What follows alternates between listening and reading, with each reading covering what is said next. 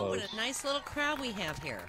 This is Nick Mammoth's little cafe, and we're going to be doing comedy here every Saturday, hopefully, if he will permit. Every Tuesday, Lauren's Place in Cookie has comedy, and some of the same comics you see tonight are at Lauren's on Tuesday night, same time slot. But anyway, enough of that shit. In this small southern town, I saw this beautiful nativity scene, but there was one feature that really bothered me. The three wise men were wearing fireman helmets. I couldn't come up with any reason or explanation, so I left and I went to this convenience store on the edge of town, and I asked this lady behind the counter, I was like, what's with the helmets? She exploded in a rage, screaming at me, "You darn Yankees never do read the Bible." And I said, well, I do. But I just didn't remember anything about firemen in the Bible. And she jerked her Bible from behind the counter, and she ruffled through some pages, and finally she jabbed her finger at a passage, sticking it in my face. And she goes, "You see, it says it right here. 3 wise men came from afar." Yikes. Jackson bought a round of drinks for everybody in the bar, and he said his wife just produced a typical Texas baby, 20-pounder. Well, 2 weeks later, he returned to the bar, and the bartender recognized him and said, "Aren't you the father of that typical Texas baby that weighed 20 pounds at birth?" "Yep, I sure am. How much does he weigh now?" the bartender asked. And the father goes, 10 pounds. And the bartender's like, "What happened? He weighed 20. And the proud Texas father said, "I just had him circumcised." Oh, well. I wish I had seen that baby. No. "Hey, buddy, what's a breathalyzer?" one drunk asked his friend on the next bar stool. "Well, I have to say it's a bag, and it tells you when you're drunk way too much." "Oh, my God, what do you know? I've been married to one for all these years." This guy walks in a bar and asks for 6 shots of vodka. And the bartender's, 6 shots? What's wrong with you? The guy goes, "I found out my older brother's gay." Next night, he walked in the bar again and he asked for 6 shots of vodka. "Oh, what's wrong now?" the bartender asked. "I found out my younger brother's gay." Well, night after that, he walked in the bar again and asked for 6 shots of vodka. "Gosh, does anybody in your family like women?" And the man said, "Yeah, my wife does." This rather attractive woman goes up to the bar in this quiet rural pub, and she gestures real alluringly to the bartender. He comes immediately, and when he arrives, she seductively signals he should bring his face close to hers. And when he does, she begins to caress his beard gently. It's real full, bushy beard. "Are you the manager?" she asked. She stroked his face. Actually, no." "Well, could you get him for me? I need to speak to him," she said. And she ran her hands up beyond the beard into his hair. "Well, I'm afraid I can't." He was breathing, clearly in trouble. "Is there anything that I can do?" "Yes," she said. "There is. I need you to give him a message for me." And she popped a couple fingers in his mouth and allowed him to suck on them. "Tell him there's no toilet paper in the ladies' room." Ew! That was disgusting. She's sucking. He was sucking her finger. Oh. Ew. Is my sound not good? No, I'm sorry. I just had to turn you up. Oh, I'm sorry. What did one marijuana leaf say to the other?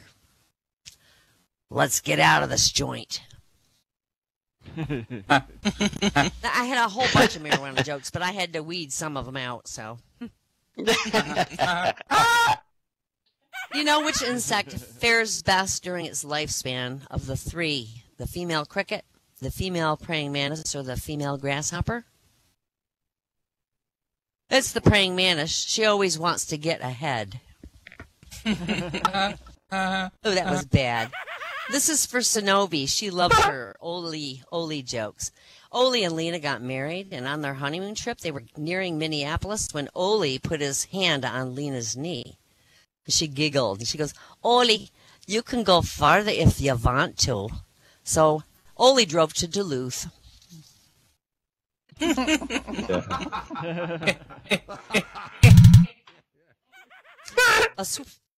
A Swede, a Norwegian, and a Dane were arrested in France during the French. A Swede, a Norwegian, and a Dane were arrested in France during the French Revolution, and they each got to choose how they wanted to die. And the Norwegian picked the guillotine because he saw it as the latest fashion. His head went under, but the blade stopped an inch from his neck. Well, the French saw this as a sign from God or something. So he said, well, I'm going to let you go. Well, the same thing happened to the Dane. And then they asked the Swede how he wanted to die. He goes, I think I'll die by hanging. That guillotine doesn't work anyway. So nobody liked it. Ole came home one evening and he shot his dog. And when his neighbors asked him why, he said, some of them phoned me up and said my wife was fooling around with my best friend. Wow. Oh, bad. Rush Limbaugh and his chauffeur were out driving in the country and accidentally hit and killed a pig that had wandered out on a country road. So Limbaugh told the chauffeur to drive up to the farm and apologize to the farmer. Well, they went up there, and the chauffeur got out and knocked on the door and was let in, but he was gone for hours, it seemed. And when he came out, Limbaugh was confused, and he's like, what happened? The chauffeur says, well, the farmer shook my hand, and then he offered me a beer. Then his wife brought me some cookies, and then his daughter showered me with kisses. And Limbaugh's like, well, what'd you tell the farmer? Limbaugh asked him, what'd you tell the farmer? And the chauffeur said, well, I told him it was Rush Limbaugh's driver, and I just killed the pig.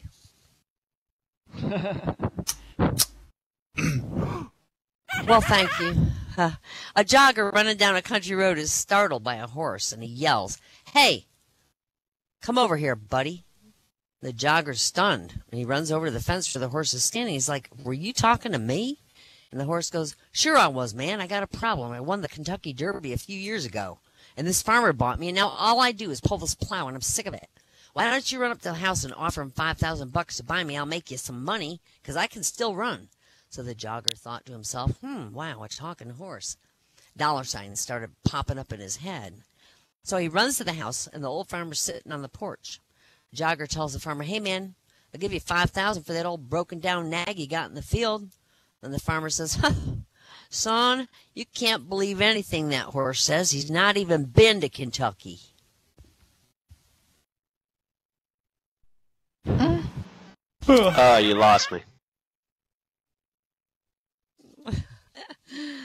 Well, if you don't get the joke, it ain't funny. Something about going to KFC or something? Is the voice that bad? Oh, no. Well, a big city lawyer... Okay. Keep going. Big city lawyer was representing the railroad in a lawsuit filed by this old rancher, and the rancher's prize bull was missing from the section where the railroad passed through.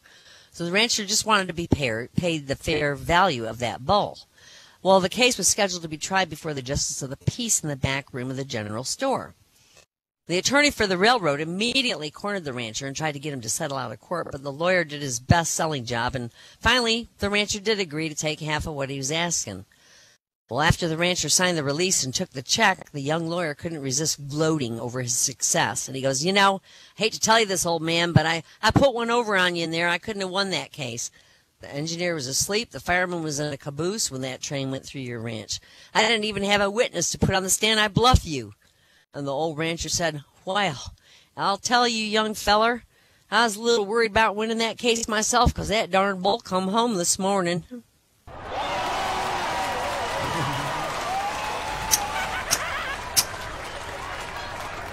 It seems this guy was driving for hours through desolate country, and he passed a farmhouse, and before he could even react, this cat ran out in front of him, splat. He flattened it. Well, out of kindness and consideration, he stopped and turned around, and he drove back to the farmhouse to notify the occupants. When the wife came to the door, he said, "Pardon me, madame, but I just ran over a cat in front of your house, and I assume it must have belonged to you. And I know this might be hard to hear, but I wanted to let you know instead of just driving off." "Not so fast," she says. "How'd you know it was our cat? Could you describe him? What's he look like?" And the man flopped down on the ground and said, "He looks like that." He gave his best shot at this dead cat impression. "Oh, my God, you horrible man," she said. "I meant what he looked like before you hit him." And the man got up and he covered his eyes with both hands and went, "Ah!"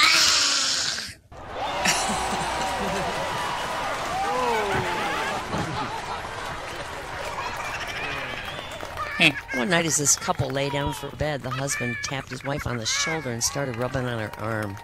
And the wife turned over and she goes, "I'm sorry, honey, I've got a gynecologist appointment tomorrow and I want to stay fresh." And the husband rejected, turned over, and he tried to sleep, but a couple minutes later he rolled back over and he tapped her again and he whispers, "Do you have a dentist appointment tomorrow too?" You! This farmer's milking a cow. He was just starting to get a good rhythm. And this bug flew in the barn and started circling around his head. Suddenly this bug flew into the cow's ear. The farmer didn't think much about it until the bug squirted out in the bucket. It went in one ear and out the other. Oh, puns. He had no brain? A man from the city's out plowing his field and he gets his tractor stuck in wet ground, and this farmer driving by stops his truck and walks to the fence to call the city feller over. "You need a mule to plow such wet ground," he says. "Well, where can I buy one?" he asks. "Well, I just happen to have one for $100. And so the other guy says, "Well, I'll take him." And he counts out the money. The guy says, "Well, I can't bring him over today. I don't work on Sunday. Is Sunday tomorrow okay?" And the guy says, "Sure." Well, the next day the truck pulls up and the old farmer gets out and he says, I'm really sorry, I got bad news. I went out for breakfast and the mule was dead." And the city feller says, "Well, just give me my money back then." And the other guy says, "Well, I spent it already." This says, "Well, unload the mule then." "Well, what are you going to do with him?" "I'm going to raffle him off." "Well, you can't raffle off a dead mule. You just watch me. Us city fellers know a few tricks." So a month goes by, and the city feller and the farmer run into each other at the barber shop. "Well, what'd you do with that dead mule?" "I raffled him off. I sold 100 tickets, $2 each, made $98 profit." "Well, didn't anybody complain?" he asked. "Just one guy. I gave him his $2 back." The winner, I guess, huh? All right, these are angry notes. Angry notes are fun. Kids can do angry notes at school. Some of these are better than others. "Dear Noah, we could have sworn you said the ark wasn't leaving till 5. Sincerely, the unicorns."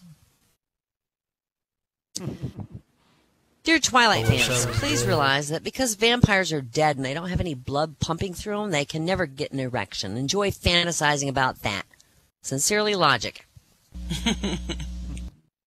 "Dear Icebergs, sorry to hear about the global warming. Karma's a bitch. Sincerely, the Titanic." I wish I was dead. "Dear America, you produced Miley Cyrus. Bieber's your punishment. Sincerely, Canada." "Dear Yahoo, I've never heard anyone say, 'I don't know, let's Yahoo it.' Just saying. Sincerely, Google." LOL. "Dear 2010, I hear that the best rapper's white and the president's black. What the fuck happened? Sincerely, 1985. Dear girls, I wish I was dead. Dear girls who have been dumped, there are plenty of fish in the sea. Just kidding, they're all dead. Sincerely, BP. LaMayo. Dear Scissors, I feel your pain. No one wants to run with me either. Sincerely, Sarah Palin. I love that one. Dear customer, yeah, we are making fun of you in Vietnamese. Sincerely, nail salon ladies. And they do. And they do. Whoa. Dear ugly people, you're Do they welcome. really? Sincerely, alcohol. Oh, yeah. Oh, yeah. Too bad you don't know how to speak Vietnamese. Dear Maybe you could world. teach me sometime? Yeah, why not? You can Google it. You can Yahoo it. Dear white people, don't you just hate immigrants? Sincerely, the Native Americans. I mean, this would be a great thing to do with kids. Dear world, please stop freaking out about 2012. Our calendar's in there because some Spanish D-bags invaded our country and we got a little busy, okay? The Mayans. Dear trash, at least you get picked up. Sincerely, the girls of Jersey Shore.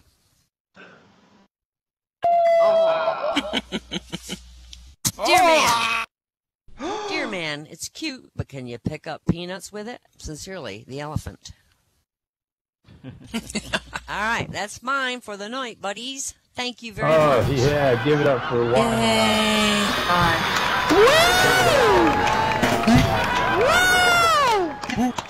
Thank you, Wynot. Somebody's very boisterous. Hello, Way to go, boisterous Bernie. person, yeah.